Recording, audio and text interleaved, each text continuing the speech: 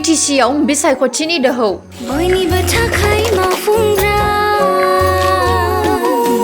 क'क्राझार जिल्लानि 11 नं बावखुंग्रि बियाबनि MCLA धनेश्वर गयारीखौ फिन देरहासार खालामनो BJP आरो UPPनि सोद्रोमाफोरा BPFआव मदद होफैयो।